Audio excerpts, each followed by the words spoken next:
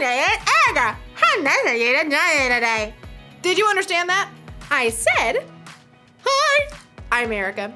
How nice of you to join me today. This is such a fun game to play, and it's really funny.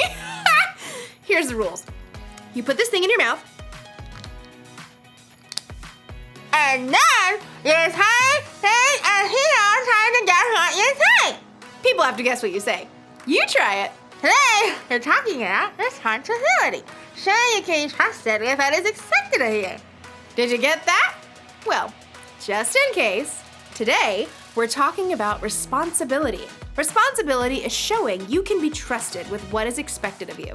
I think you're saying the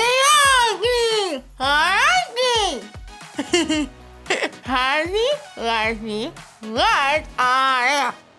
Hazy, lazy, had no hair.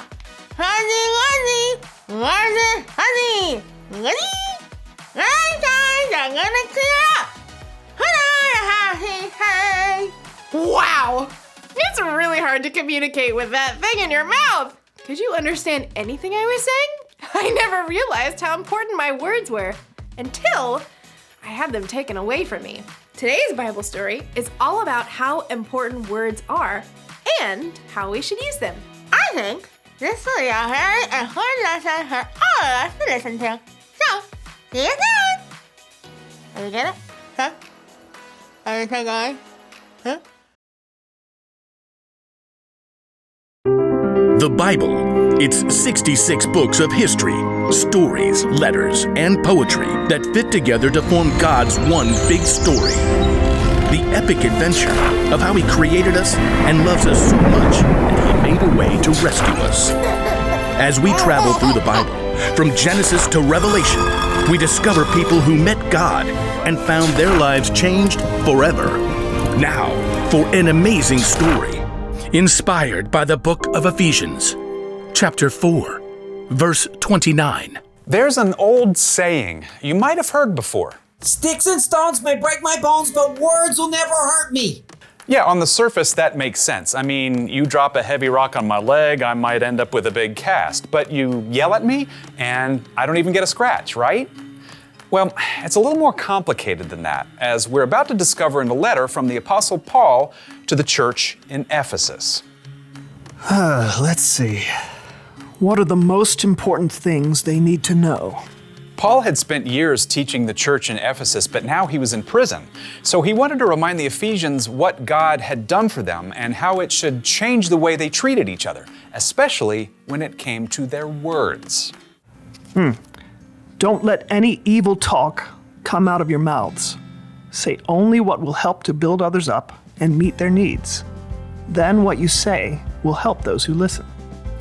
Your words are strong and powerful. They can make an incredible impact on the people around you, whether that's for good or not. Let's imagine what it might look like if we could actually see our words. You totally rocked it on the field today. Aw, now those words were like a nice pat on the back. Words can be incredibly encouraging. Hey, I know you've been feeling kind of sad. I'm always here if you need someone to listen. That was comforting, just like a cozy blanket and warm cocoa. But we don't always use our wordy superpowers for good. Wow, did you even look in the mirror this morning? Ouch. Oh, that burned. Things are getting messy here. And if you get really angry, well, that's when your words can be real zingers. You are so mean. I wish you weren't my brother. Ooh. Thoughtless words can shatter someone, break apart relationships. We all make mistakes with our words sometimes. We all end up hurting others with the things we say. But when that happens, sometimes we get a second chance to use our words wisely. I'm really sorry. That was an awful thing to say. Can you forgive me? Just like your words can hurt people and break relationships, words can also be the glue that puts them back together. Your words can actually bring healing. Think about it. Every single one of us has the power to make or break somebody else's day with just a few words. Whether you write it, speak it, type it, or shape it, your words are an incredible tool. You may not have the money to buy somebody an expensive gift, but the note you write or the encouraging thing you say in the hall may mean even more to them. So, think about your words. Each one. Weigh them carefully. Picture actually what they might look like when they come out of your mouth. A knife that cuts deep or an encouraging pat on the back. Remember, Paul believed our words are so important to God that he wrote about it from prison. Don't let any evil talk come out of your mouths. Say only what will help to build others up and meet their needs. Then, what you say will help those who listen.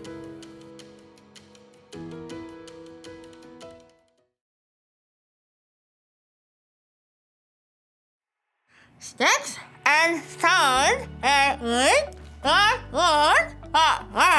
can never hurt me. Have you heard that phrase before?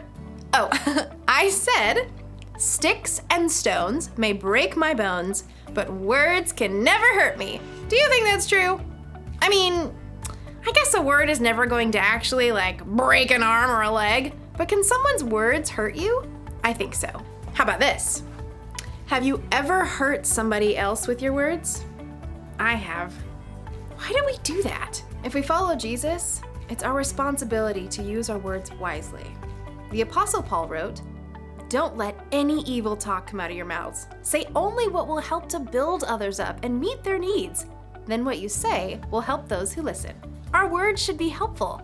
We should use them to encourage people. You're doing such a great job. I'm so proud of you. We should use words to comfort. It's going to be okay. When life gives you lemons, make lemonade. And you should definitely use your words without this thing. It's not always easy to control what you say, but a good place to start is to try and think before you speak. Think. Are these words helpful or hurtful? Do they build up or tear down? Take a few seconds, especially if you're mad or upset, to think before you say words that hurt. Here's the rule for life to remember today. Use your words wisely. Simple to say, not so simple to do. You're going to need God's help for sure. So, to sum up, sticks and stones and break lions. But words may also hurt. Hi, honey. Here you go. Are you get it?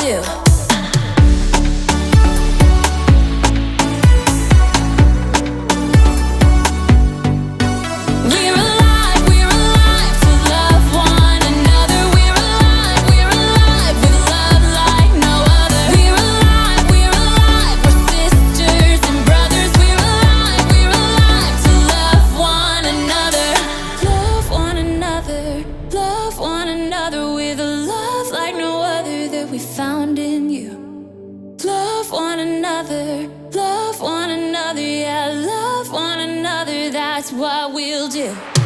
Love one another.